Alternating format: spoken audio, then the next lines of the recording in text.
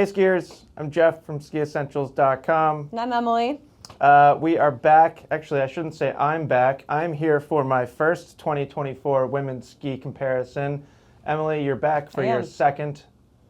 It's exciting. Yeah, this is a fun group of skis. It is. We've got basically 100 millimeter, around 100 millimeter all mountain / freeride skis up here. In fact, we've got a pretty big range in widths. I think we go from 98 to 104. And I feel like some of the skis that hit that 104 mark, those are the ones that unsurprisingly are leaning a little bit more towards the freeride side of the spectrum. Yep.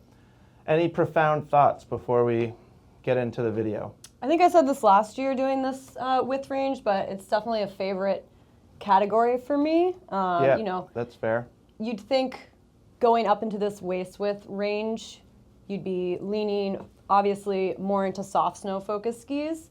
But that said, you're still getting a lot of versatility, which I find awesome. Like we have some really awesome, you know, directional all mountain skis. We have some fun, playful twin tip skis that offer a lot of power and strength still, even though they're twin tips, which is, you know, a really fun ski for me personally, and I think for you as well.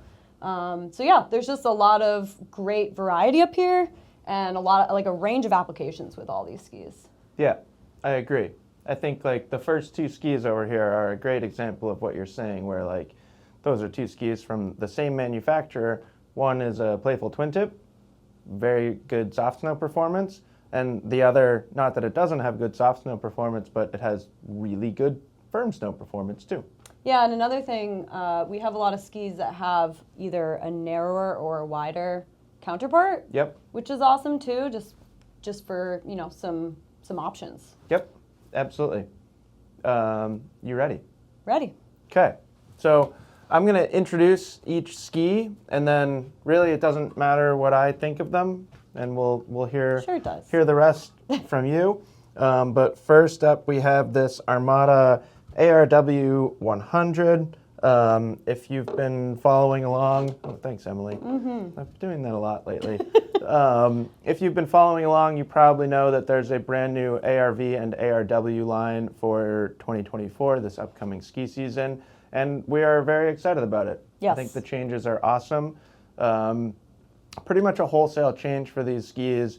New wood core. It's a lighter wood core that's kind of based on Karuba, and then they put that aspen binding insert in here, or ash binding insert, excuse me. A lot of different woods to remember. And then it's not like hugely important to their performance as an all-mountain ski, but I really like the new wedge wall sidewall in these skis. They have this like kind of cool slanted sidewall that interacts with the core of the ski and is really just boosting durability. 1,530 grams in this, what are we here, a 165. So really lightweight. We see that on the ARV side as well. They've definitely shed some weight. But I think the skis are still pretty darn smooth. They do have a relatively soft flex pattern. Gives it a lot of playfulness and a lot of fun factor. And then they changed the shape as well. So still definitely a twin tip ski. And there's a decent amount of tip rocker, but not a crazy amount of tip rocker. We'll definitely look at skis, especially, you know, like here in this Dynastar, that tip rocker is a lot longer. But it's like pretty darn close to symmetrical tip and tail rocker. And then maybe my favorite thing that they changed about shape is they just gave it this nice kind of early taper profile in both the tips and tails, which I think you combine the weight savings here and then with this new shape, and they really kind of took it to another level, or maybe bumped it up a couple levels in terms of its all mountain use, while still being perfectly appropriate park ski for somebody that enjoys a wider park ski. Emily, I know you had a blast on these, and I mentioned to her that I might refer to her this way, my fiance, who has a much different skiing background than you, also really enjoyed these skis, which I thought was very interesting. Yes, yeah, we both really loved this one and the 94. Yep. And, you know, 96 was the previous width option for the ARW series, and so having now the 94 and the 100, it's just a really nice option. Yeah, I agree. Yeah, the 94 is a little bit more versatile and a little bit more, I don't know, I would say park oriented. Yeah. But as you get up to the 100, you think, okay, that's a soft snow focused ski, a powder ski. But this really blurs the line between all mountain and a park ski, really. Yep. And I think it's just a really fun, forgiving, playful ski. And for my style of skiing, it was perfect. But then speaking to Megan, like stronger race background, she found a lot to love about this ski, and that just says a lot. And you know, they wanted to make it more playful, lighter weight. So using a different wood, you know, with just a lighter feel gives it that playfulness. But then they counteracted that with just this wedge wall technology that you talked about. And it's just this balance of strength and forgiveness that just, I don't know, it transfers over to performance in an amazing way. Yeah, no, I think it's objectively a very good ski, and it's cool to see two very different skiers both enjoying it.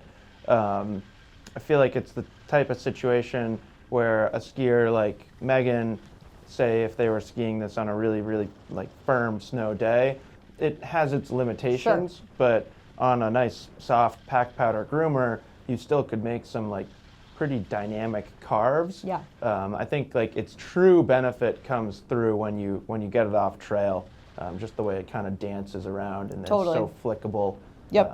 I think the photos from that day of me, there's like not one of me on the ground. Yeah, those are the hover mode. Yeah, photos. It's just like hopping off everything and just like bouncing through the bumps and the trees, and they just felt really intuitive and fun, and you know, still had a decent amount of, you know, stability and strength. Yeah, so I think it's great for anybody that kind of leans towards that park side of the spectrum. Mm-hmm. But as Megan kind of proved to us, you certainly don't have to have a terrain park background to enjoy them.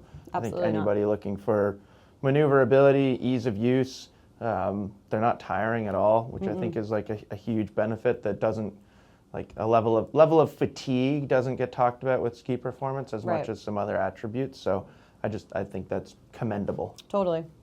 And then, like I mentioned, we've got two Armadas here to start, and they're quite different. Before we get into it, I do want to point out that this is the 2023 graphic. We don't have the 2024 graphic in stock yet. I don't know if it's a shipping delay or anything like that, but the skis don't change. They just get a new top sheet graphic, and I think the ski's awesome, and I think it like complements the ARW line really nicely in Armada's collection. So I wanted to include it, and I think we have a full size run of this graphic still, so people could buy it at a discount, which is sweet. Yeah, and I like it. But really quite different here. So we'll start with construction. The wood is actually the same. It uses that same Karuba wood core, but in this ski we get metal. We get articulated Titanal banding, so it's a full width sheet of metal underfoot and through the tail of the ski, and then in the forebody of the ski, kind of indicated by this graphic where those little lines are, that's where it's actually being cut into slits or kind of like fingers through the forebody of the ski. And then there's an elastomer material inside or in between those little strips of metal. So it's pretty cool. It's kind of allowing the ski to articulate. I like when the name makes sense. Or another way to think about it is that they're removing torsional stiffness from the tip or the forebody of the ski, but then retaining a lot of torsional stiffness through the rest of the ski. And it is heavier than we saw on ARW, which isn't surprising because we've got metal in this ski. So 1,720 grams. And you know, the other thing that is important to point out is it's considerably stiffer as well. So really a different animal here. And then you see kind of the same theme with the shape. So if anything, longer tip rocker than you saw in ARW, but then it's completely different in the tail. So we're no longer a twin tip here. We talked about this with declivity on the men's side, and the same is true with Reliance. They're essentially the same exact ski. You don't often expect such a good directional ski from a company like Armada, but I think this is really good. And I think, like, again, it was kind of interesting watching somebody like Megan ski this ski. You can kind of tell that there's a lot more to it, or a lot more feedback and capabilities from it, particularly in carving turns. Yeah, this ski definitely likes to go pretty fast. Yeah. Like you can crank up the speed limit quite a bit with this, and it still, gives you that stability and that powerful feedback, like you said. Yeah. Definitely, I think just a higher performance ceiling than the ARW. The ARW is a little bit more, like you said, forgiving and has that more playful freestyle influence than this. And I think it's awesome to have an option like this from Armada, because Yep. it is still a fantastic ski. You definitely have a different feel to it. It has, I'm pretty sure, I don't know what the turn radius is on the ARW, but this one's a little bit longer, so. It at least skis that way. I don't know Yeah. if it's going to be reflected exactly in the measurements. This often happens, Emily. On the back. They're both 17. They are. Yeah. That's wild. But it's like comes down to the flex pattern. Totally. And, Those I you can think- flick around and just maneuver a easier, and Well, this you is can, just, you can bend them more easily Yeah, too. absolutely. And I think that's just, we have conversations surrounding topics like this all the time, like the stated measurements of a ski and all the numerical data. It doesn't always tell the whole story. Yeah. And I don't even remember what ski.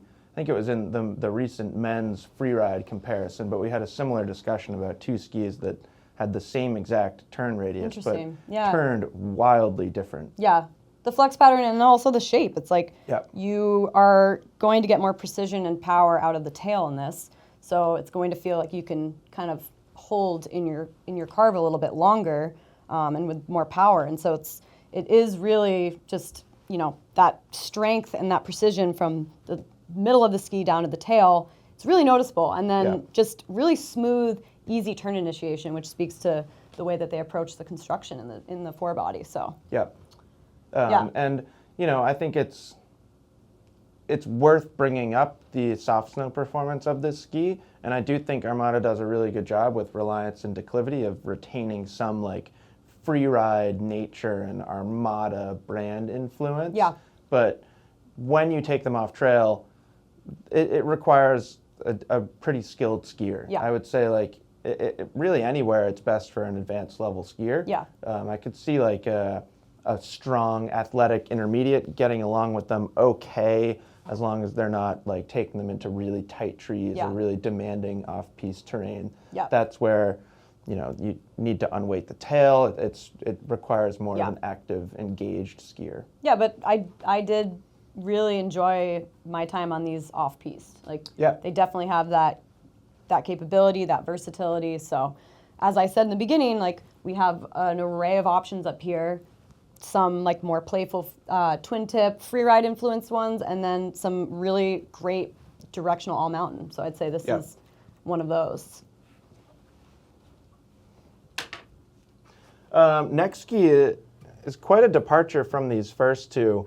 So this is the Backland 98W from Atomic, and this is going to be, I believe, the lightest ski that we're going to Yeah, look definitely. at today, and actually by a fairly significant margin. So Wow, yeah. 1,250 grams in this ski, and this is the 164 centimeter length. So, even like 300 grams lighter than what we saw in ARW over there. And that's just indicative of this being a little bit more focused on touring. In fact, I would say it's so focused on touring that you're not going to see too many people choosing these and putting alpine bindings on them, because it just doesn't make a ton of sense. The one thing that I do think is interesting is the Maven line from Atomic stops at 93. Right. So where on the men's side, the Maverick skis go up to 100. So if you're shopping in this width range as a woman, it's just interesting that you don't have another option that's heavier. And maybe that'll result in more people choosing the Backland 98, and I don't think that's wrong. I think it's just important to remember kind of what's going on here. So ultralight wood core in this ski, and then we have carbon backbone. So it's very light, but you actually get like I was a gonna pretty say the- darn yeah, the strong flex is pattern in this ski. Yeah, it's impressive given the weight. snappy, and it's pretty darn responsive too. It's not it's not going to have endless stability because it's so light. It kind of gets flicked around or deflected a little bit too easily. So it just kind of depends on what you want to get out of it. Sure. And then really the shape is more directional, like Reliance. So good amount of tip rocker up here. We get that horizon tech, so like kind of the beveled finish to the tip, which really helps in soft snow. But then a flatter tail back here. Again, similar to what we saw in Reliance. So not a twin tip by any means. And I think it's nice having a little bit more or a longer effective edge through the tail of the ski when you get this light, because you need to rely on something. Yeah. I have talked about this many times before, but I've always been impressed at how strong the Backland 100 is. And this is essentially the same exact ski. Yeah, it has a, it's easy to say this about lightweight skis that also have like a high performance ceiling at this point, just with the production of skis with a lot of different brands, but it really does have like an ideal strength to weight ratio. If you're looking for, yes, like a touring specific ski, but it certainly is not limited to just being a touring ski. You can definitely, reap the benefits of the downhill performance. Yeah. Given, that stronger like carbon backbone, you're not just working with just like a lightweight wood core. You have that, just that extra stiffness and strength. And yeah, like you were saying, with the shape of the tail, you just have that like little bit more precision and control through the tail. And then yeah, super fun shape in the tip for soft snow. So just a really, I think, a well-balanced ski that, has a range of capabilities, even though it's, particularly lightweight. Yeah, pretty darn technical. Yeah. With that kind of flatter tail and the level of responsiveness and energy in here. So yeah, really good for, kind of sort of the opposite of what we were saying about Reliance, is if you're skiing tight technical terrain, a ski like this is great. Oh yeah. It's still best for somebody with pretty good technique.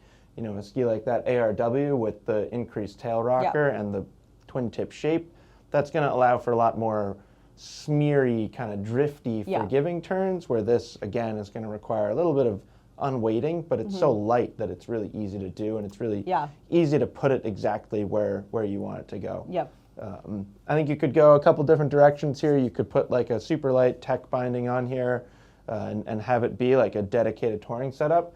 I also think like pretty good candidate for something like an atomic shift binding. Yeah. And then you can have like pretty much a 50-50 resort backcountry touring ski right there to ski with a shift on it. Like I've skied a Backland 100 inside the resort plenty of times, and no, it doesn't feel like a Maverick 100, but it's pretty darn capable. Yeah. Yeah, I mean, don't expect to use it at the resort and like get incredible carving capabilities. There's other skis that can give that to you, but just that, like I said, that kind of just well-balanced feel for both in the backcountry and at the resort. Yeah, I think its biggest limitation in the resort is mostly vibration damping. Yeah. When you get this light, it can be a little twitchy chattery, and a little fidgety. Yep. I hesitate to use chatter because there's so many negative connotations with that word, but that is the correct word to describe it. It's, I was just being creative by saying fidgety. Well, I was being realistic. Fair enough. So this is the Blizzard Sheeva 10. The Sheeva line, much like ARWs, have been completely changed for this season. We get True Blend wood core, so we've kind of been waiting to get True Blend wood core in Rustlers and Sheevas for a while now, and then they completely changed the metal mock-up. So they call it flux form now, not carbon flip core DRT. So the metal is now focused along the edges of the ski rather than through the middle and then ending considerably earlier. Yeah. Now they pretty much go all the way through the tip, although they don't connect. The one difference between the Rustler on the men's line and the Sheeva on the women's side is underfoot, it's not a third piece of metal. It's just extra fiberglass, basically. Yeah. But we're back in like Reliance weight range here, 1,700 and call it 15 grams. And these skis have a really nice mix of a playful shape with a pretty supportive and strong flex pattern And it's not quite a twin tip. We looked at that ARW to start, but we're back to more of a kind of free-ridey, agile, surfy shape here. So lots of tip rocker up here. We're going to have a fairly consistent theme of a decent amount of tip rocker throughout this entire comparison. But where we're going to see a lot of variety is in tail shape. So in this Sheeva 10, we get a lot of rise in the tail. And I think they did a really good job with this redesign. I think it retains like the playfulness and the fun factor that Sheevas and Rustlers always had, but I think they made it a bit stronger throughout, which is nice. I don't think it's like tremendously more challenging to ski. I don't think, Rustlers and Sheevas were always nice because they hit that upper level intermediate through an expert skier, and maybe they're a touch less approachable than they were before, but I don't think it's too demanding, and I think it's got a great top end too. I think that they absolutely nailed the approach to the whole Sheeva line. I think it's like a really harmonious blend of agility, energy, and like really impressive edge grip and feedback. Yeah. You can really lean into your turns and, have a lot of grip, but then you don't feel locked in, and that goes a long way with like a skier like myself where, I like to ski pretty energetically, but also aggressively. Yeah. So that was something I really noticed right off the bat with these is just, you could ski pretty aggressively and really carve your turns, but then it really kind of like boosts you out of it and just really finds that I don't know, that blend between powerful, like strong skiing and agile maneuverability. Yeah. And just like nailing that can be hard. It kind of can lean more in the direction of one or the other. And I think they really found a perfect spot with this. Feels like, I think you could say the same thing about the Sheeva 9, depending on where you live. It feels like a really good one ski quiver option. Totally. Like for this ski, I'm thinking more out west because I feel like here on the east, like it's that 96 width of the Sheeva 9 is a little bit more appropriate for East Coast terrain and the typical snow conditions that we get. Where 102 here, it's leaning more towards soft snow use, but totally like it's hard to think of something that it wouldn't accomplish for somebody who lives in Colorado, Utah, something like that. I mean, granted, maybe you'll want something wider as like a true powder ski, but this shape has a good amount of float, and it's just, I think it's an exceptionally well-rounded ski for its width, and I think, like you said, I think they kind of nailed it with the new Rustlers and Sheevas, and it's a daunting task to totally redesign a pretty popular collection of skis, and I don't say this with any hesitancy. I think they're better. Yeah. They did a really good job, and I think you're going to see a lot of skiers on Rustlers and Sheevas this year, particularly the 9 and the 10. Yeah. The 11 still is in this whole world of powdered, smaller, fewer applications. Yeah. But these are awesome. Yeah, for a free ride focused ski to have that just amount of, I don't know, like the way it carves and its capabilities on piste. Yeah. It's just astounding given the shape and just like what they wanted to do with the feel, because the True Blend wood core, they really use that to be able to fine tune just like the flex pattern throughout the whole ski, and that's really noticeable when you're skiing it. Yeah, totally. It was also really interesting and fun to get Megan's feedback on it. Totally. And like for background, not to speak for Megan, but I'm going to. She had like never skied anything with like really any significant tail rocker. Yes, I remember seeing that. Literally like the most playful shape that she had ever skied is a Secret 96. Wow.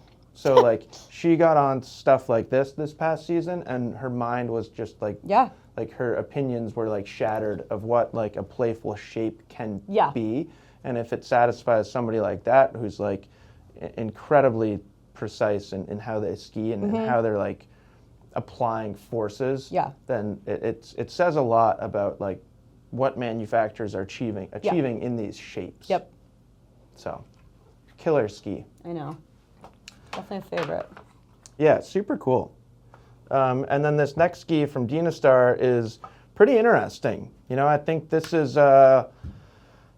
where you have a pretty broad appeal here in Sheeva and a lot of different skiers that can enjoy it. I think this is a slightly different conversation with this Dynastar E-Pro 99.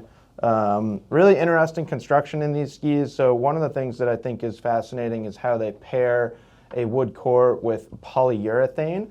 You know, you don't often talk about plastic in a ski's performance, but it's something that Dynastar uses a lot in this ski. It's basically anywhere where you're seeing like the darker black on the top sheet of that ski is a little bit indicative, or hopefully more than a little bit indicative, but I don't think it's necessarily exactly the width, but that's basically the placement of that polyurethane. And then we get Titanal rocket frame in this ski. So before I take it off the scale, 1,650 grams, so not as heavy as a couple of the more metal-clad skis that we've looked at so far. But the way that they put the metal in this ski is particularly interesting. So through the forebody here, this is kind of where you get that rocket shape, Titanal rocket frame. And then it's full width underfoot, and then it's actually wider through the tail. Yep. So in the tip, it's pretty thin or pretty narrow, which corresponds to a ton of tip rocker as well.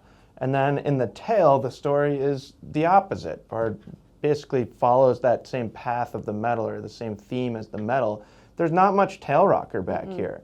So this ski is always fascinating to talk about in comparison to this ski, this Mindbender 99 Ti, because the application of metal and the whole idea of this ski is like literally the opposite, where this ski is very loose and agile and versatile in its shovel, but then very, very strong out of its tail.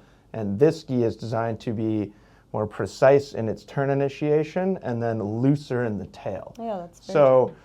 With the E-Pro 99, and the same is true on the men's side, it requires a pretty good skier. Yeah. You know, we've always talked about these skis as being real skiers' skis. So by that we mean like you've been skiing a long time, you have really good technique, you know exactly what you like, you probably have like more traditional technique and skiing style than It has a say pretty a Sheeva. straight side cut. Totally. Yeah. Yeah, I mean the turn radius it's 15 meters, so it's not completely straight, but I think like what you're saying about it being straight is a good way to think about its performance. Like it's not like super intuitive, especially for an intermediate or a less aggressive skier. It is a ski that you have to tell it what to do. You have to like know how to properly initiate a turn and also properly on-way to tail if you're trying to make smaller turns. Yeah, like how we were talking about the Backland, how you said, you know, it just kind of goes where you put it. It's like, this is going to require quite a bit more skier input to put it where you want it to go. Well, I would say that this one does go where you want it to go. It does. Because the shovel is so interesting. Yes. But then you have to deal with the tail. Yeah. So it's like this, it's an interesting mix of like maneuverability and versatility, but then like a lot of responsiveness and power out of the tail, which means you have to just be like super engaged. And I think if you don't have the right skill set, you could be easily deceived by how it feels in the tip. Yeah, I think so. And then, you know, and then not quite be as prepared for the tail. And just, you know, so it's like, yeah, it can surprise you with how strong it is in the tail. And I think the skier's ski is always something we've said, and I believe the other thing that maybe Bob said, or maybe it was you, was like the reverse mullet. Was that something that we would say with this? The party in the front, business in the back. I may have Sounds like a been Jeff the comment. one that said it was a reverse mullet ski, and I feel like I said that like 3 years ago when they first came out, but that's a very good way to think about it. It's party in the front and business in the back, which is the shape of the tip is just like wild. Yeah. very javelin. Yeah, yeah. It's very pointy. Yep. It's very interesting. But really fun. It's super fun. I just think it's best for a certain skier, and that certain skier is at least of the advanced ability level. Yeah. I've seen a lot of really good skiers ski this ski over the years. I have a visual memory right now of Christy Brown, like getting it to make like some really quick, agile, like dynamic turns, but like she's a really good skier with a lifetime of experience and a race background. So like she's comfortable with this shape, and I think that's a really good example. I think like when I've seen less aggressive or more intermediate level skiers get on it, they can ski it, but their reaction isn't necessarily positive. To them it can feel planky and just like a little bit too one-dimensional. So it's like it's just a scenario where it requires some it's some less significant accessible. skier You're not input. going to access what it has to offer if you don't. Yeah, which is totally fine because there's plenty of accessible skis up here, and like the next one is a great example of that. Good segue. So this next ski is the Elan Ripstick 102W. Selfishly, I've always wished that there was a men's Ripstick 102 because the 106 is like a little wide for where we live. I just feel like 102. I would love skiing a Ripstick 102. I really love this ski a lot. What's the longest length that it comes in? Probably 170. Might go 178, but I can't remember. I don't think it does. Anyways, so tube light wood core in these skis. Then they use those carbon rods that we talk about a lot. That keeps the weight down pretty considerably. We're 1,650 grams here, and this is in a 162, and we're 102 underfoot. So it's a pretty big ski, compared to the other 102 underfoot skis that we've looked at so far. This is about 100 grams lighter, we'll say. Those carbon tubes or carbon rods are really cool in how they react to the snow. Like carbon is a very energetic, snappy, responsive material, but sometimes it can be pingy and doesn't have the best feel. Elan has figured out a way to achieve really, really good vibration damping in this ski while retaining those other elements of carbon, the responsiveness, the energy, and all that stuff. It's pretty soft compared to some skis, but there's still a relatively supportive flex pattern there, which I think is nice. They make these skis incredibly intuitive. I think when you get up into the 102, it's fair to say that it's not as easy as the 88 and the 94, just because it's wider, but asymmetrically shaped. So this is our right ski, this is our left ski. The right ski has more camber along this edge, and the opposite is true on the left ski, and then the outside edges have more rocker. The ski overall has a pretty good amount of tip rocker, but I think that asymmetry in the amphibio profile is super cool, and it just gives them such a intuitive, easy feel when you're linking carves. And then enough tail rocker back here that this ski is pretty fun in soft snow too. I think the weight and the flex pattern helps a lot in soft snow. It's not as much tail rocker as Sheeva's or it's not a twin tip like an ARW, but I've always found that Ripsticks still feel pretty agile and maneuverable in soft snow. Very, very agile and intuitive, like you already said, just as like what comes to mind when I think of really all of the Ripsticks, but having that wider underfoot but still like really versatile shape and feel. They're just, as far as high speed stability, I feel like, you could really push them, and they were awesome. They gave really, really great feedback, but then they also allowed you to make really playful, energetic turns. At a variety of speeds. I remember like kind of pushing them and going faster and feeling really confident, and they were predictable and reliable, and then slowing down, just kind of like, flicking them around and feeling out just, the playful, forgiving flex of it. It's just, it's a nice balance. No, totally.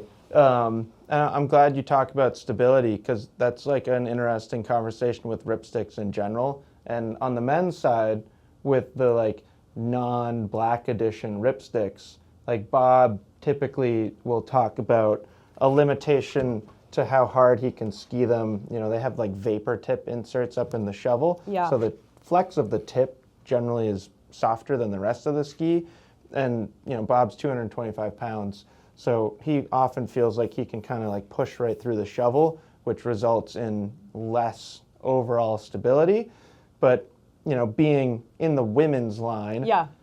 not too many women are hitting 225. No. You know, obviously it can happen. Yeah. But I feel like that conversation it's not as prevalent when talking about the limitations of this ski for I agree. stability. There are far fewer women who are going to find a limit in stability here than on the men's side, which probably is why we don't see any women's Black Edition Ripsticks. Yep. Oh, we guess one, but Yeah. we don't have a Black Edition 102. Right. So I just think that's an interesting Yeah, absolutely. perspective. But super fun. Yeah, I love this ski a lot. It's crazy what they've accomplished with the construction I of know. these skis. Would you want a Ripstick 102 Black Edition? I probably Being a more aggressive skier? I probably would. It was when you just said that, I was like, I probably would ski that, but you know, that's another conversation. But I'm, you know, Maybe someone who makes decisions for Elan is watching right now, and maybe they'll make you a ski. maybe that would be a dream.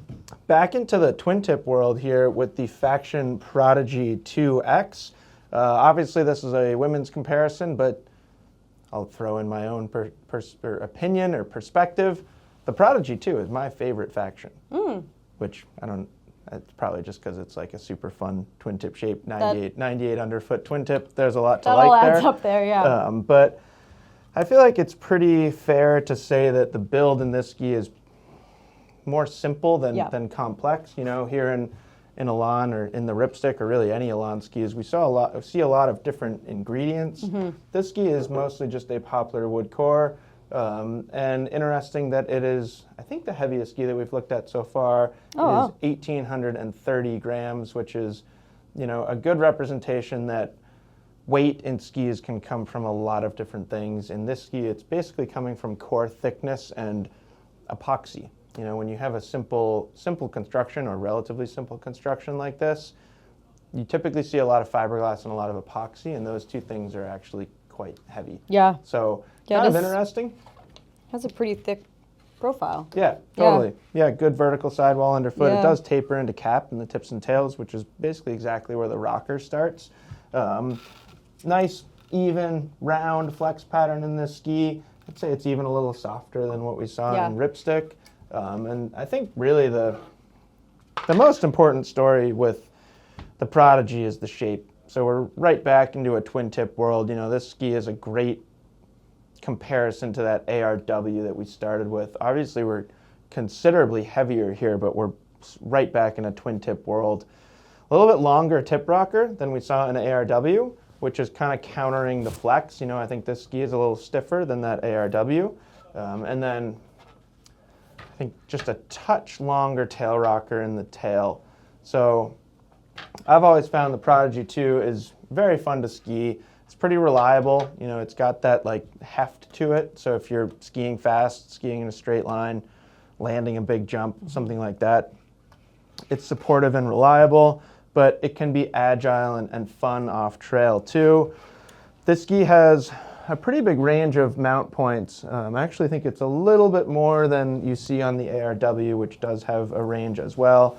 But you know, you get a new school line, which isn't quite true center, but it's got to be real close, and then all the way back to classic. So a few different applications here. You could mount it up here on this new school line and really have it be like pretty much a park ski, you know, a wide or at least a freestyle influenced ski.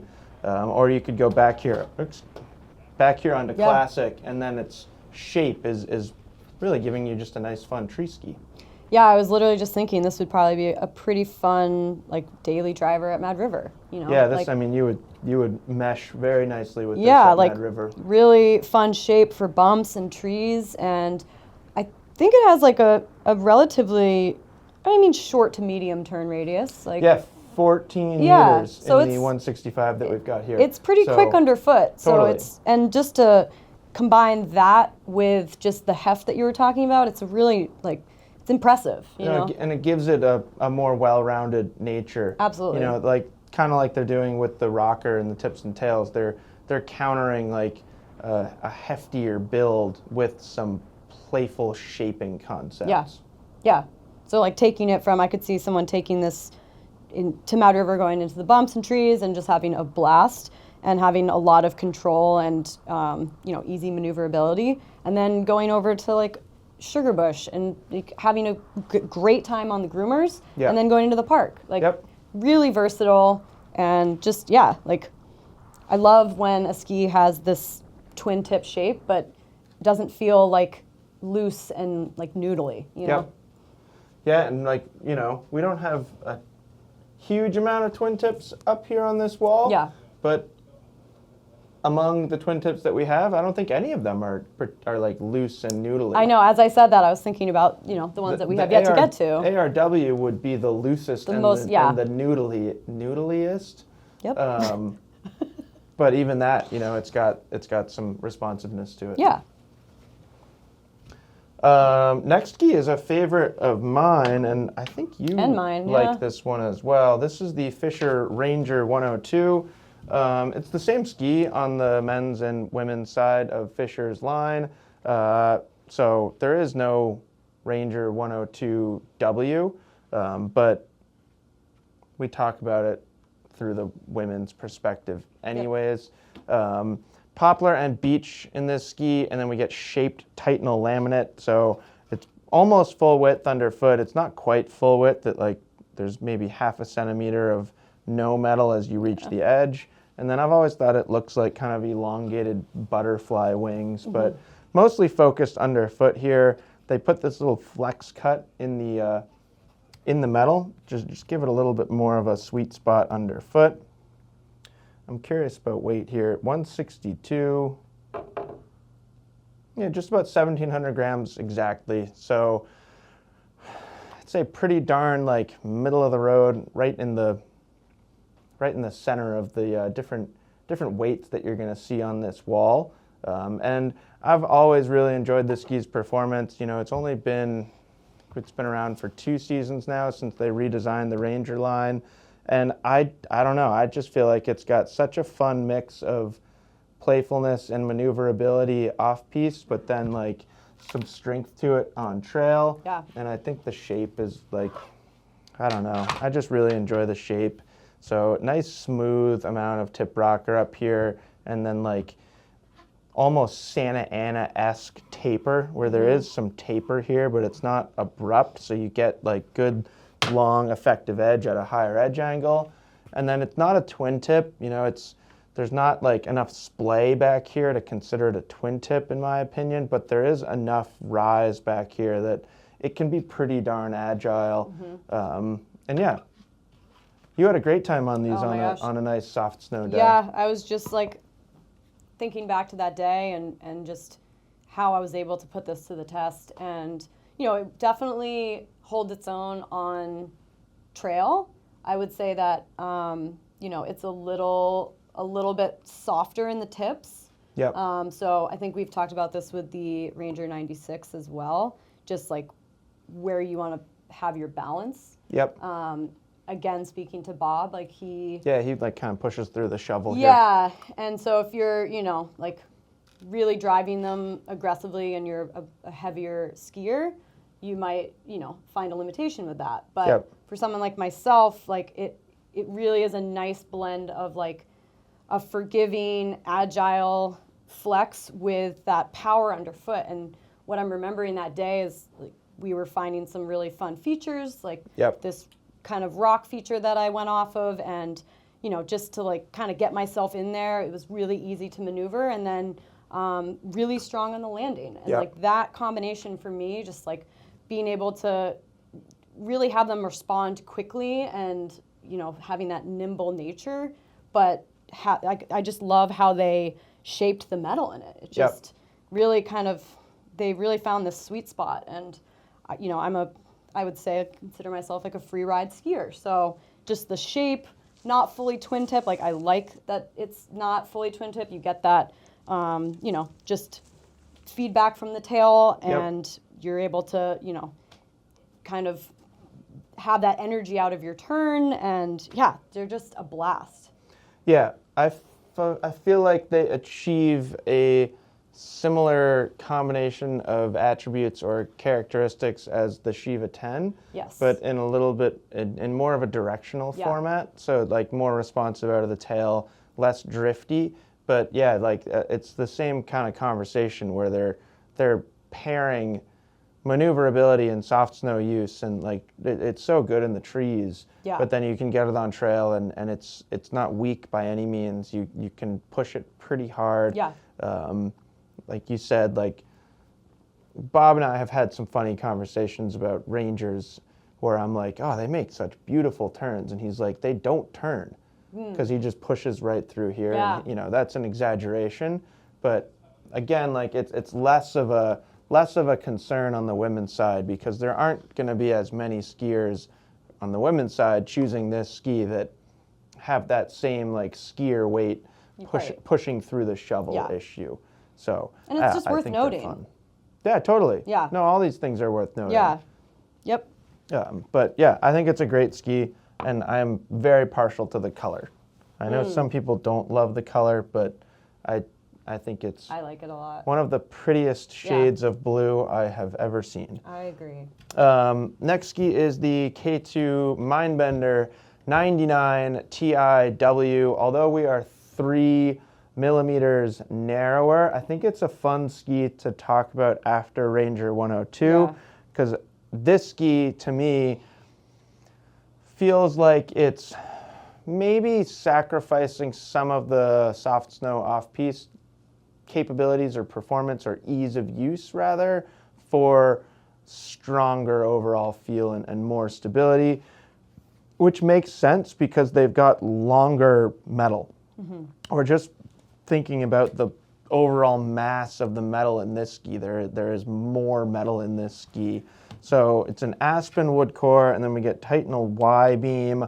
Again, like opposite concept of what we saw in Dynastar, so the metal is focused along the edges in the forebody of the ski, and then just through the center of the ski, or center of the tail. So that's controlling torsional stiffness. So there's more torsional stiffness up here, so you get really strong turn initiation. Maybe not as easy as turn initiation on the Dynastar, so you have to like drive the shovel a little bit more. But then they do kind of build in some looseness in the tail, although I say that with some hesitancy because I don't know that many people would use the word loose to describe these skis, but I do think what they do is cool. So 1,840 grams, so one of the heavier skis that we've seen, which, you know, makes sense because it's intended to be pretty strong and pretty powerful, and they put a lot of metal in here. Good amount of tip rocker, pretty consistent with, I'd say, the average amount of tip rocker that we've seen so far. And then with the latest version of this ski, they did elongate the tail rocker, but they also put more metal in the tail. So they kind of like countered, those two things counter each other. But I'm glad that they did this because I do think that they made it a touch easier to ski and with a touch more forgiving than the previous generation, but still pretty darn strong. It's still a strong, powerful ski. I think it's always interesting watching different ability levels ski it. Like when you ski it, you can make it do all sorts of cool things.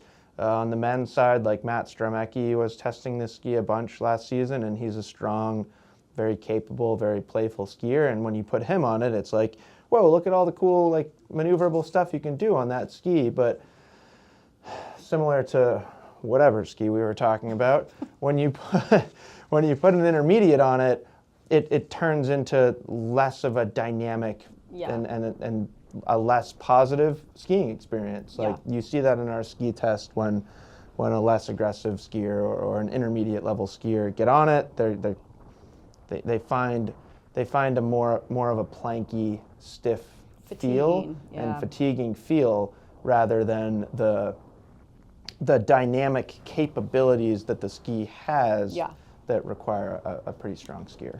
Yeah, I mean, I like to think about the Mindbender like 96C.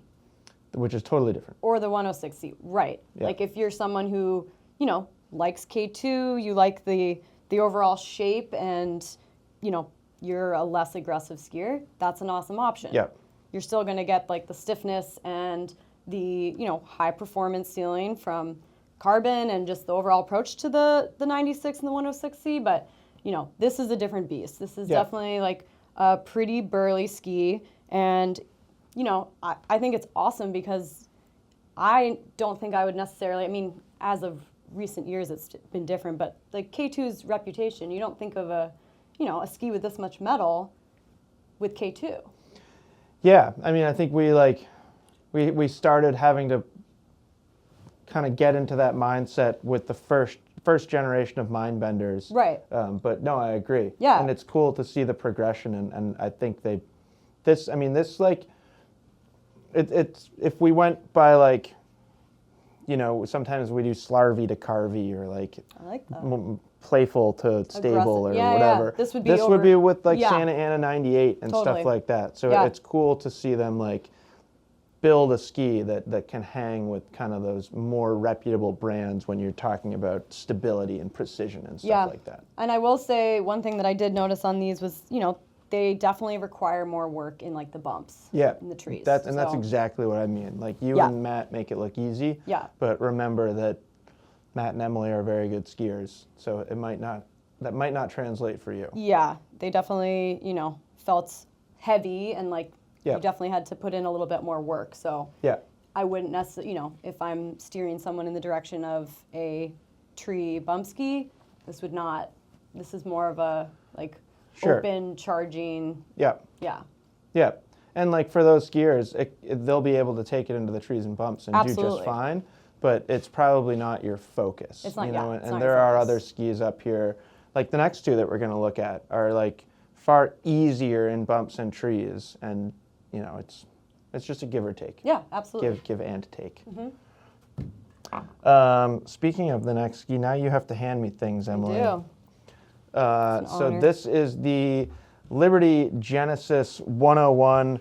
I always have to remind myself the combination of wood in this ski, but they do a great job of putting it right there for me. So bamboo, poplar, and paulownia. So 3 different wood elements going on in this ski. Bamboo and paulownia are both known for being very, very springy and responsive. Also very sustainable, which is cool, which is something that Liberty's kind of been rooted in their company's history. And then I believe it was for 2023. It may have been for 2022. Regardless, we've had VMT 1.0 in this ski at least for a couple seasons now. So there's a vertical strip of metal that runs through the center of the ski, which has really done a good job kind of giving it a little bit more strength.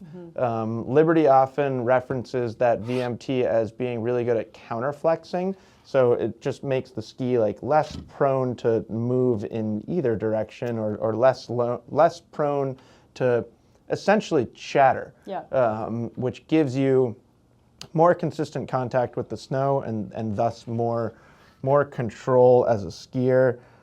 Because they're using those paulownia and bamboo elements, it keeps the weight on the light side. You know, it's not the lightest ski up here, 1,650 grams in this ski. So lighter than what we saw in a lot of skis thus far. Is there carbon in there too? Yes, thank you. There's always been carbon. I often like brush right over or just kind of breeze right through that because I think the VMT has been so important to this ski. But it adds to just like the advanced technology and approach to the build of this ski. Totally. A lot of different ingredients in here. Yeah. Good amount of tip rocker. So these skis, Origin too, on the men's side, they have like a distinct freeride influence in their shaping, and then long tail rocker as well, and a good amount of early taper in this ski. It's kind of, again, that like pointy, I guess it's more true in the tail, the pointiness, but always interesting looking at the tip shape. I was just turning around to look. A lot of companies have have gone to this more like blunted Yep. finish, where this looks a little bit more like a Spoony. traditional tip shape, like Yeah. not like it's coming to a point like old straight skis Yeah. did, but it is pointier, which I think actually like it does help in Yeah. soft snow. It actually like boosts the ski's float a little bit, and I've always thought that this ski is tremendous Yeah. in soft snow. Edge release is off the charts. It's incredibly flickable. It's got like kind of a drifty feel to it, but that VMT 1.0 has increased its abilities from like a down the fall line, point it and go perspective. Yeah, absolutely. And just the dramatic shape. I mean, that's what always, I look at it and I'm like, wow, this is is it? I don't think it's symmetrical, but Rocker, just the the whole thing. tip and yeah. Not even close. It just kind of gives you that feel, though. It's like just the tip and tail. It's like, oh, is this a twin tip? No, but it kind of has that feel to it. It's close. Yeah. And I think the reason that you feel that way when you ski it is because the edge release out of the tail is Yeah. so easy. Totally. And it gives it more of a 360-degree skiing experience rather than like a truly directional That's skiing experience. exactly what it is. Super easy to break free. It's super easy to make like drifty, slashy turns. Yep. So it does like, that's kind of why I feel like it has like such freeride influence Yeah, it rather has than a lot of like, personality. rather than directional influence. Yeah. And on the men's side, origins go up to 112. So like there's some powder performance in the line of skis Yeah. as a whole. And I just love, I know we're not certain when, but in the last couple of years, just the addition of this vertical metal technology. It Yeah, just it's helped a really amped lot. it up. Yeah. Yep. And I didn't like dislike them before, but I thought it felt more like a kind of like easygoing directional twin tip. yes. Where now it feels, excuse me, more like a pretty strong, capable freeride ski with a lot of dynamic capabilities in the turn shapes that it can make. Yeah, absolutely. Uh, And it's really pretty too. It is very pretty. I wish the men's side got those colors, but I'm hearing you envy a lot of these women's skis. I like it. Yeah, superficial concerns with graphics, but Yeah. still. Next ski is the Line Pandora 104. This ski is pretty cool. It's the closest thing that we get from Line to the old Sick Days, which were the men's side. This is like essentially an old Sick Day 104. Aspen wood core in this ski with carbon stringers. It is impressive how light they can produce this ski. So yeah, under 1,500 grams, 1,475 grams, we'll call it. So very, very light. It gives it just such an agile, easygoing, super maneuverable feel. And it's not a stiff, demanding ski. In fact, it might be the softest ski that we've looked at so far. But it has a more directional shape. So Line, like we were talking about with Armada, they are more known for being a twin tip manufacturer. These Pandoras are more directional shapes until you get to the 110, because that's a little bit more like the men's Vision skis rather than a directional shape. But anyways, good amount of tip rocker up here, and then certainly less tail rocker back here. And unsurprisingly, you add up all those elements, pretty soft flex, pretty lightweight ski, good amount of tip rocker, directional shape, and this is a fantastic powder ski. Yeah. It's just like a really well-rounded, fun-loving ski. Yeah. I feel like if you're someone who, is in the more advanced intermediate to advanced level, and you're kind of like, oh, I don't really know what to go with, it's like, you can't really go wrong. Yeah, did you say advanced intermediate? Yeah. Yeah, I agree. Yeah. I think even down to like a true intermediate. Yeah. Yeah, like if you're an intermediate skier that you're starting to think about what it would be like to own a powder ski Exactly. or something like that, then I think this is great. Or like maybe not intermediate. Maybe you're just like an aging expert skier. Yeah. You know, like she doesn't, but say my mom wanted a powder ski. She doesn't. Yeah. She doesn't at all. She Yeah. has no interest. She loves cruising groomers. Sure. And like she's going to do that for the rest of her life, and she is going to have a fantastic time. Yep. But if she did want a powder ski, my mind would very quickly go to this because it's really easy to ski. Yeah. But it comes along with like a little bit of like a traditionalist feel. Yeah. Because it is more of a directional shape. Yeah. Like if my mom skied something with like a Sheeva 10 with that much tail rocker, she wouldn't even know what to do with it. Yeah. So I think it's approachable. I think it's great. The other kind of side of the conversation that we haven't spoke to yet is great touring ski. Yeah, I was going to say that. It's just the weight and the width and just the versatility of it. It's like, this would be an awesome option. I think in the written section, I focused on the ski writing just like, you know, you want to be on trail, you want to be off trail, you want to tour, you want to be on resorts, like whatever you want. This, you know, it's just a really rewarding ski, and it's just like highly accessible. So yeah, I agree. Yeah. Yeah, super fun. Great tree ski for here in Vermont. Great, Yes.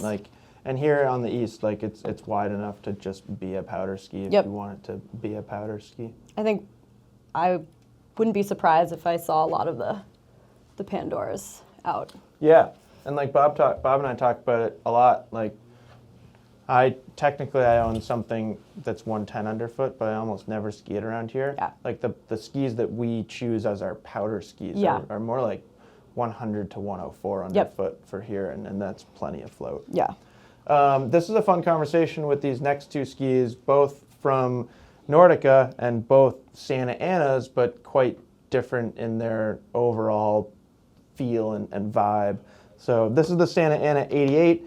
We got a performance wood core in both of these skis, and they both get terrain-specific metal. So terrain-specific metal is a really cool application of metal, and we've seen it trickle over into the Unleashed skis, the twin tips.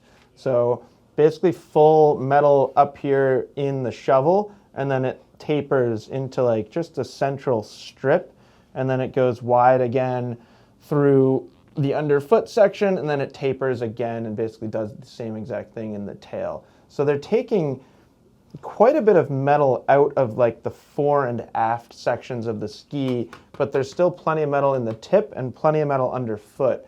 So it gives the ski all the strength and the performance benefits that you expect out of metal, but they're keeping the weight down, you know, just a little bit, but enough that you feel it. Like if you were to ski, excuse me, a men's Enforcer 100 and then this back to back, you would feel a difference in swing weight and things like that. So, you know, I say it with a little bit of hesitancy because we're still 1,800 grams here.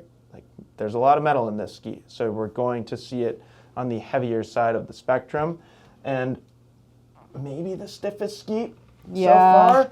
You know, that performance wood core that they put in this ski is pretty darn dense. Yeah. So you get a lot of strength. And then this is really where we're going to see the big differences between 98 and 104. Good amount of tip rocker up here, that classic Enforcer Santa Ana tip shape. So like, you know, we were looking at this. Do you know what these mean? Enlighten me. Cool. So this line right here is where the rocker profile starts. This indication right there is the widest point of the side cut. So it's like, ski manufacturers have been copying this shape ever since Nordica kind of achieved it.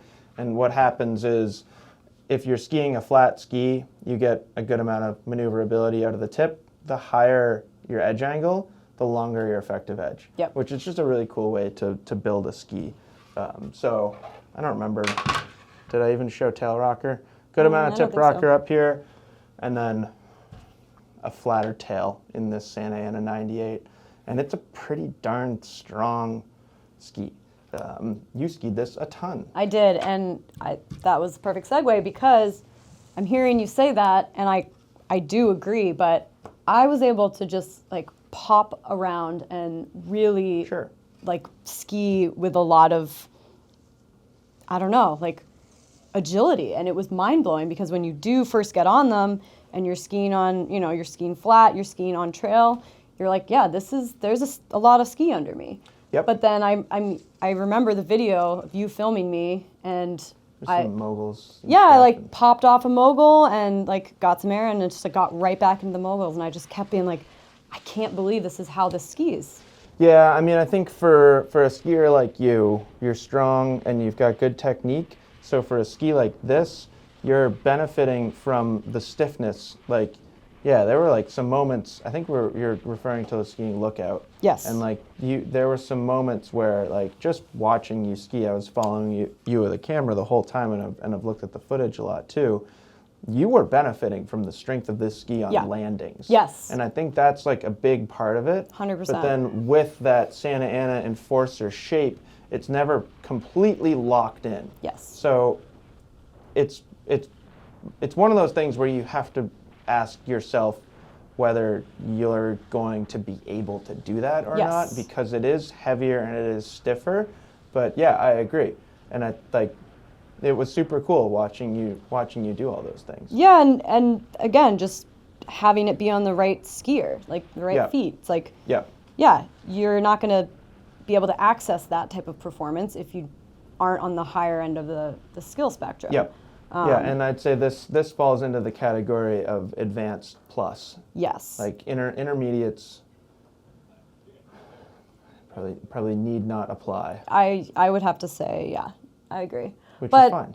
it's interesting to compare this to the Mindbender 99 Ti, because Yeah. this I found to be a lot more maneuverable, and I was able to have an easier time in the bumps than the Mindbender. Yep. So just two skis with a good amount of metal. It's just interesting to kind of compare. Yeah, that is Yeah. very interesting.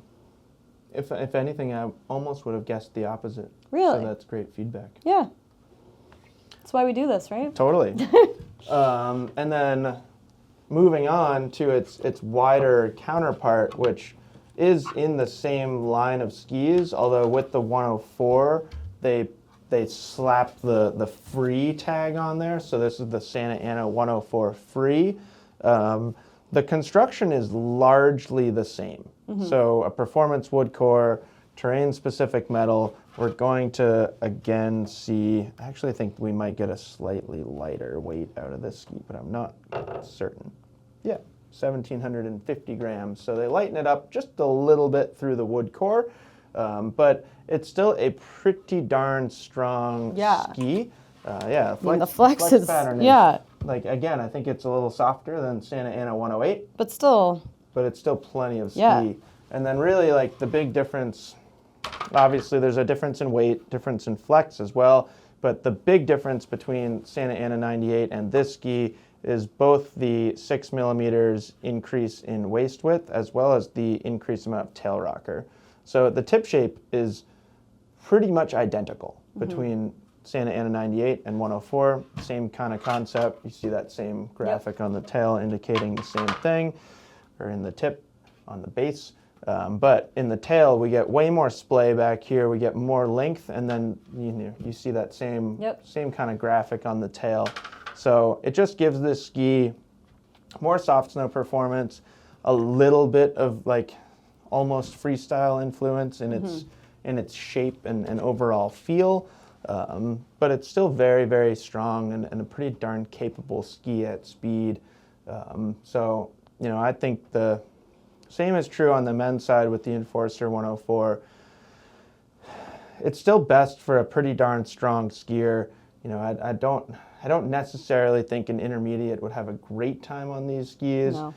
It's more a difference of like how often you're in soft snow, where do you live, what's your skiing style, are you more of a directional skier? Do you want a flatter tail like the 98, or do you want more soft snow performance, more edge release, more of a surfy, smeary feel that this ski can achieve? yeah, I mean, it really kind of comes down to those details and just like figuring out what it is you really want out of it. And I think it's awesome that we get these two options. Like, Yep. It's kind of like we're getting spoiled a little bit, I think, because Yeah. the Santa Ana 98 is awesome, and 98 to 104, how big of a difference is that? I mean, in some of the things that you mentioned, I don't know. Here, yes, but for someone that lives in a snowier area, like maybe not, but yeah, like would you own both? Right. I don't think so. That's what I'm saying. But you would own one or the other. Yes. Yeah, I don't think there's any skiers out there that needs to own a Santa Ana 98 and a Santa Ana 104 free. If you do, you probably have a lot of skis and have the luxury of kind of like making small And I've had that differences. conversation with some people that are like, do I need both of these? You could do it. Like the one situation that I can think of is like a Western skier who is very aggressive and very strong, who wants just wants the difference in the tail shape. Yeah. And I don't, if that skier exists, there aren't too many of them. I think like it would arguably be better to go like Santa Ana 93 and the 104. Yeah, absolutely. Or Santa Ana 98 and the 104 rather than like making your waist width so close. Yeah. But you could do it. Yeah. But just the fact that, with those tweaks, you're getting like pretty different feeling ski, and it's just like more catered to its designated application. And I think that's awesome. I wanted this for a long time. I don't blame you. Because I like this shape a lot. Yeah. On the men's side and the Enforcer 104, like if you watch our content, then you probably know how much I like that ski. This is the same shape, but a lighter build. Yeah. And I always like being not a particularly heavy person myself. Like I always was kind of attracted to the lighter build here. And that's a big reason why I was so psyched when we got the terrain-specific metal in Unleashed. Yes. But Santa Ana 104 is awesome, and I would still be perfectly happy to own one. I think there's a 179, so it's achievable. There you go. These next three skis is going to be interesting. So we have got 3 Rossignol's in a row here. This is the Black Ops 98W. It is W, but it's really the same as the men's ski. You just get different length options in the 2 graphics that it comes in. And this is really interesting to me because this is a more simple build than what we're going to see in the next 2 skis. So basically just a wood core. We do get some rubber in the tips and tails, which you can actually see and feel. Like, have you felt the rubber? Oh, wow. Yeah. That's wild. Yeah, isn't that cool?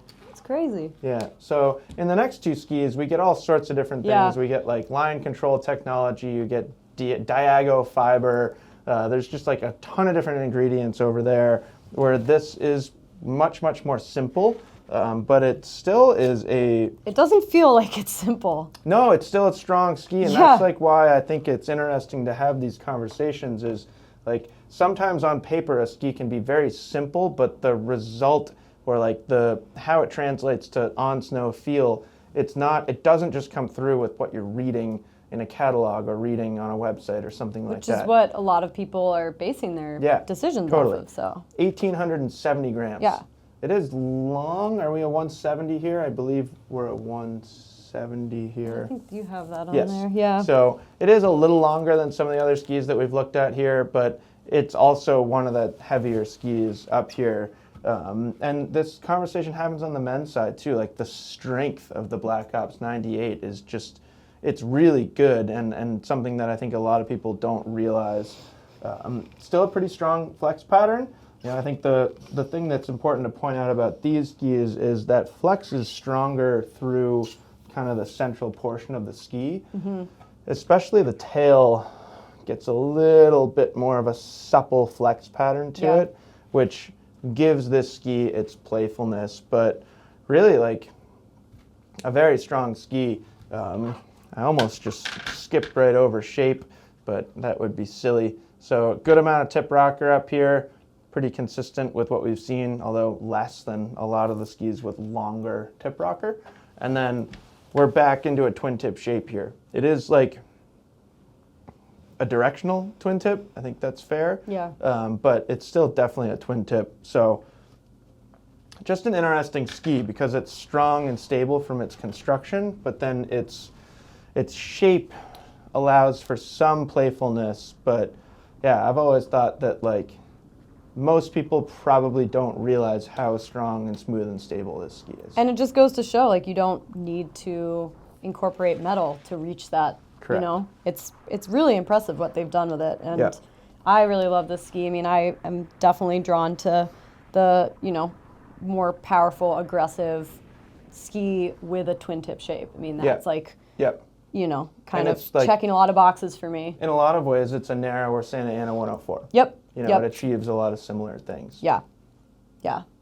It's an awesome ski. It's really, really fun. Yeah, Really stable. They're pretty cool. It's been around for a long time now. It's gone through like various different changes, although the changes have all been really small. Like we had this discussion through comments on the men's side of like similarities between Dynastar Menace and Rossignol Slat and Dynastar Slicer, and like you can go back like kind of like a full decade Yeah. and see like a lot of similarities, but I think that's just like, if anything, that's a testament to how good they are. Absolutely. And that they've like kind of stood the test of time, and you can still talk about them next to a ski like the Santa Ana Yeah. 104, which is a more modern build, you could say, and they're still completely reputable and appropriate to have in that conversation. Yeah. I mean, I definitely put these to the test, like skiing switch, skiing Yeah. bumps. It's like kind of just appeals to everything. Yeah. But you know, you definitely have a lot of ski under you. Yeah, you do, which is fine. Yeah. You know, love I think that. it's cool having, you know, like going back over here to ARW 100. Like there's plenty of twin tips that achieve lightweight. Absolutely. You know, when we were talking about Backland 98 here, we could have brought up Bent 100. Yes. Honestly, Bent could be on this wall. Yep. Because it's not a men's ski, No. it's a unisex ski. I have so, it. you know, ARWs, Bents, plenty of other lightweight skis out Yeah. there. Those new Elan Playmakers, again, like you could put a Playmaker 101 up here because Yeah. it's not necessarily a men's ski. Yep. So plenty of lightweight twin tips. If you want some strength in your twin tip, that's where something like the Yeah. Black Ops is really coming into play. And that appeals to a lot of skiers like you and myself. Yep.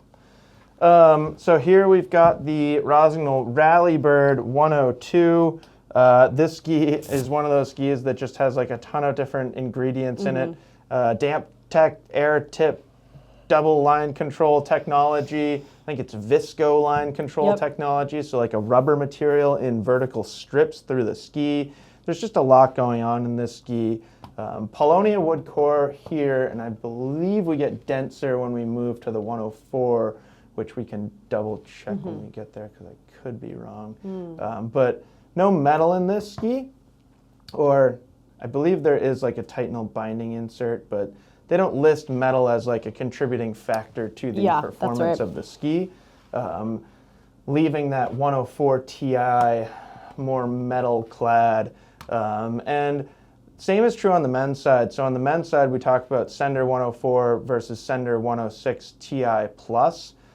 This is a better ski for most skiers than that 104 Ti. I know how definitely. much you like that 104 Ti, which makes sense because you're an aggressive, pretty fast skier. Yeah. But this is plenty for most Oh, yeah. skiers. And again, like another representation of like, you don't need like full length metal or anything to achieve good performance. 1,700 grams here, so not tremendously lightweight, not too heavy either. And like I was saying, like this is still a pretty Oh, yeah. darn stiff flex pattern. Yep. And you might not get metal, but you get damp tech. So Yep. they're controlling they're controlling vibrations and making a really smooth, stable feeling ski without metal. And then good amount of tip rocker up here, but one of the flatter tails that we've seen in this entire Yeah. comparison.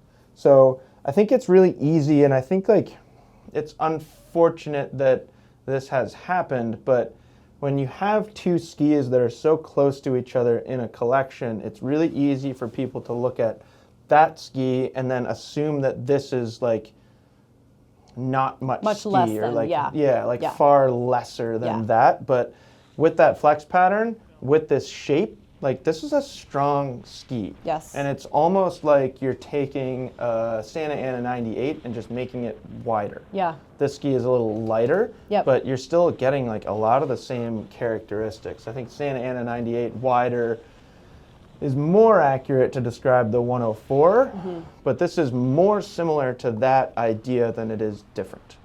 Yeah, what's coming to mind for me is what we talked about with the Elan Ripstick 102. It's like most skiers are not going to feel like they need more than that ski. That's a great analogy. Yeah, and it's like, yes, sure, a black edition of the 102, yeah, I would love that. Which is basically like what that is. Which is exactly, yeah. But for, most skiers, this has a very high performance ceiling. It's really like poised and damp and just, it has a very predictable feel to it. Like it's just smooth and yeah, it's just, I've really loved, both of the skis. I do like the addition of metal, but most people are not going to feel, like you're not going to get on the ski and be like, oh, I wish this had metal. Right. Like it's still... At least like 1% of the 1% might feel that way. Yes. But yeah, and you're right. Yeah, it's got a really fun shape for soft snow and a good amount of camber. So it's you're getting really good carving capabilities, and it really just is one of those skis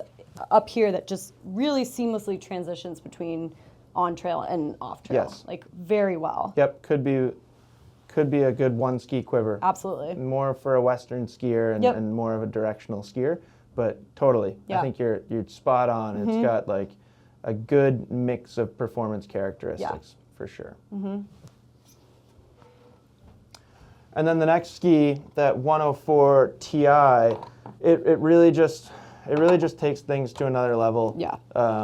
This was not this past season, but the season before that we did this, but we went to Sugarbush and skied these, and you were skiing like really fast down like FIS? Yeah. Something like that. And like, it was really cool to see what this ski can achieve. Yeah. It's that same conversation, like you have to determine for yourself whether that's worth it for you or not.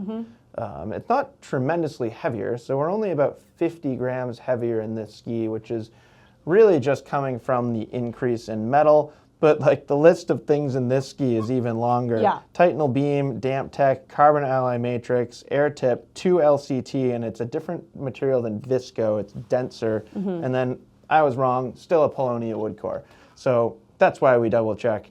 There's a lot going on though. It's always worth double checking. Yeah, and with these, like, admittedly, with these skis, I am never like fully confident in a video this length of remembering exactly the elements. So forgive me for misspeaking. But basically the same exact conversation holds true in this ski. Like the shape is much more similar than it is different. You know, a good amount of tip rocker up here, less tail rocker, not much splay whatsoever.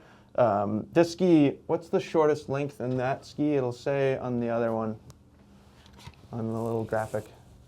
154. Yeah, so this ski, it's not quite the same as the men's side. The men's, like the Sender 106 Ti Plus, it starts at 180. Okay. This ski does start at 163.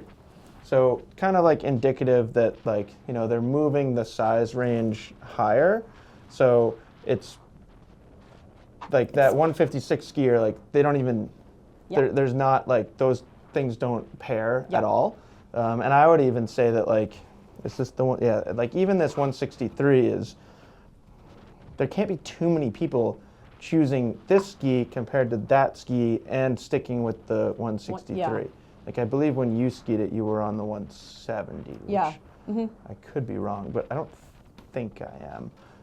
But yeah, I mean, it's really, if you want, jeez. I know. If you want like the ultimate in strength in a freeride ski in a directional format, while still retaining good soft snow performance, this is about as good as it gets. And I added in that soft snow performance because that Secret was staring at me over there. Yeah. And that's like, that does kind of take the power to another level, but this isn't far behind, and it does feel better off trail. Yeah, absolutely. I mean, I was really like pushing it speed-wise on these, and it was I felt very comfortable, very confident, Yeah. and all the while they just had this like really, like was one of my biggest takeaways when I got off these skis. I'm like, they're so damp and like quiet and just, you know, and to be able to ski at that speed and like that with that level of aggression and have it still feel like that is just, yeah, it's amazing. Yeah, no, they're really cool, and it's like the ski world needs skis like this. Absolutely. It's just, I think it's also fair to say that they're not for everyone. No. It's like a Santa Ana 104, but with a flat tail. And they're kind of unassuming, you know, like just when you look at the Secret, you're like, yeah, there's some stuff going on there, but this is just, yeah, it has a different look.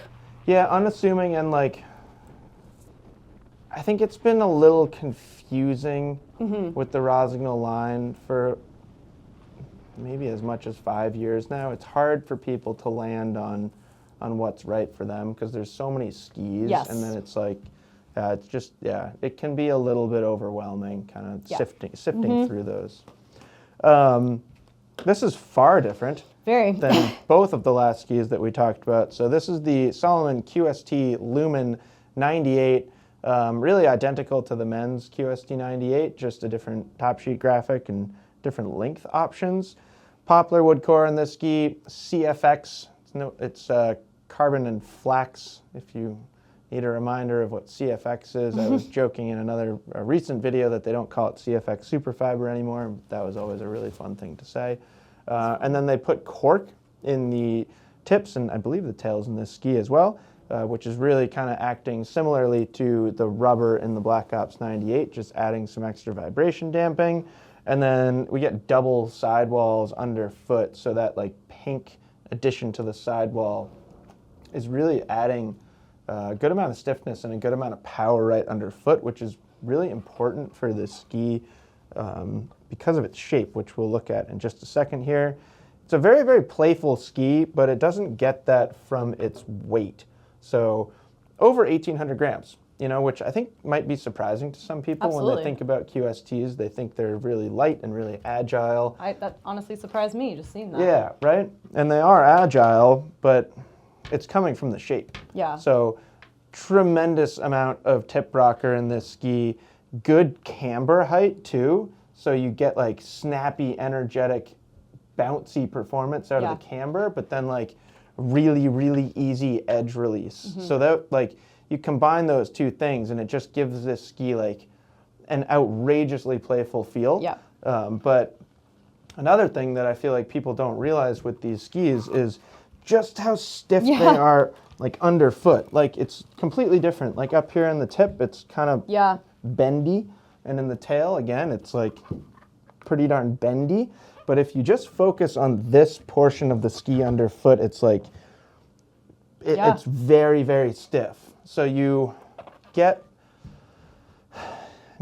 like a lot of playfulness and a lot of versatility, and it's not the best carving ski in the world because it's a short, effective edge, but it does have some stability to it. It's not just a complete loose noodle. Yeah, and the approach to it, just how they counteracted just the amount of taper and rocker with this double sidewall technology and just the flex and feel of it. It's, you know, I'll always remember the first time I saw this ski and I just was blown away by the shovel. I was like, the shape is just kind of wild. Yeah. So you're like, whoa, so the effective edge is going to be like a snow blade. Shortened a lot, exactly. Right. But it's really impressive what they've done because you still do get like really great edge grip. Yeah. You, like you said, like it's not going to be the best carving ski, but given everything that's going on in the ski, it will impress. It'll surprise you. Yeah.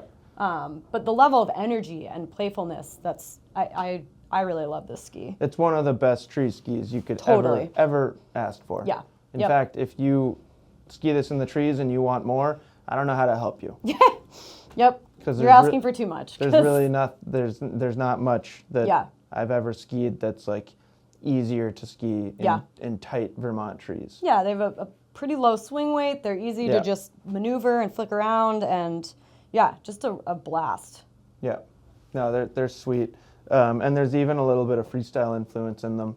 Like there's enough enough rise Absolutely. in the tail that you can ski them switch. Like I've messed Yeah. around skiing the QST 98 switch plenty of times, and it's not a park ski, but like if you have some goals around skiing switch, or Yeah. like you want to be able to do it from time to time, then I think it's pretty darn cool. And obviously, like goes without saying, like soft snow conditions with the Soft snow and trees are just Yeah, off the it's charts good. super fun. Yeah, which like this shape and a lot of the things about this ski like were developed side by side with the QST Blank, which is their powder ski. So it's not surprising that we get so much soft snow Yeah. performance out of this ski.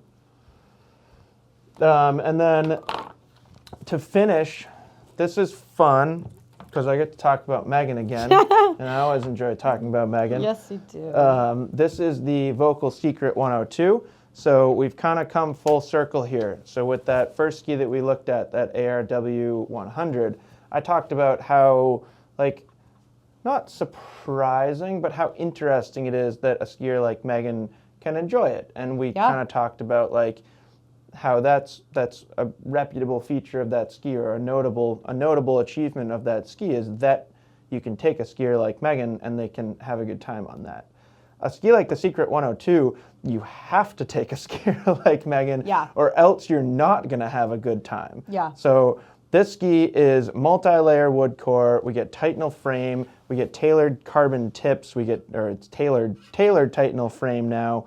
There is a lot going on in this ski, and it just falls right in line with what you would expect from a Volkl, like Yeah. a directional Volkl, kendos, mantras, and now secrets, all the different secrets or kenjos.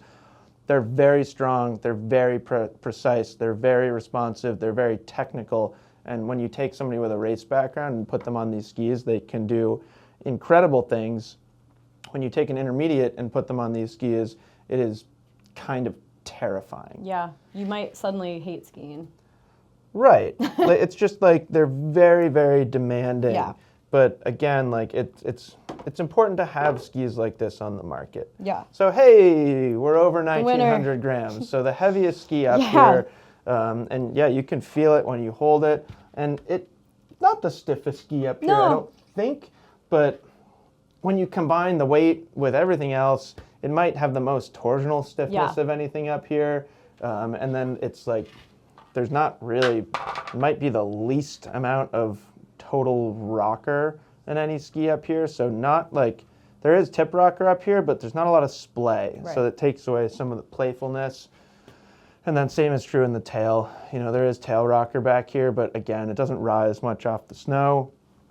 3D radius, 23 meters in the tip, 14 underfoot, 21 in the tail. So if you have a race background like Megan, you can make a variety of different turn shapes Yeah. on it, or you can make a variety of different radius carves. I think varying your styles of turns is more challenging on a ski like this, because edge release is pretty tricky. Yeah. But if you're looking for the best of the best carving performance in a wider bodied ski, Yeah. this is your ski, Yeah, or Santa Ana. It's really impressive to, see a ski in this width that has like very, it has pretty serious race-like performance. Yeah. So, It does. it's a great option for someone who does have that background and does have that, level of expertise, but they want, the waist width. Yeah. So, And generally with skiers like that, they're so good at skiing Yeah. that you can take it off trail and do whatever you want. Absolutely. But it's not easy. And that, I think, was like really interesting, getting Megan on some of these skis with more tail rocker. Sure. Because it was eye-opening for her as Yeah. somebody who has used a Secret as her all-mountain ski for Yeah. years now. And she was like, oh, like I can do it on my Secrets, but it's easier on skis like that. Right. So for a skier like that, if you want that high level carving performance, you can, like, this ski is fantastic and it still can do it off trail.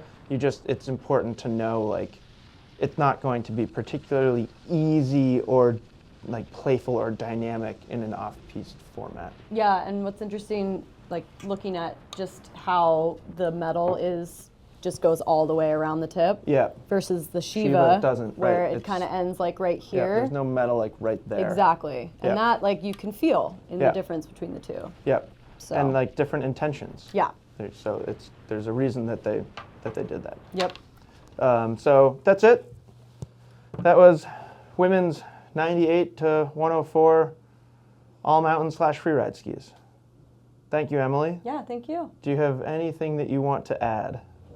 Just for anyone that has specific questions for me, always love to answer that. Sure. Being a female and having skied all these skis, you know, obviously you know plenty about them as well, but Yep. it's nice to have that relatability and experience on them. Yeah. No, I can't tell you how much I appreciate your input, because Thank you. otherwise it would just be me standing up here making like educated guesses about what various women would feel about these Your women's educated guesses skis. are My pretty educated good. guesses are pretty good, They are. but they're still educated guesses. Yes. Like a lot of these skis have the exact ski on the men's side with no Yeah. difference in construction, and then I feel like I can speak to it a little bit more confidently. But Yeah. some of them like I can't claim to have ever like fully skied. Although now that I'm looking at them, there aren't too many that fall into that category. But yeah, thanks for joining as always. Let us know if you have any questions, and we will talk to you soon. Bye.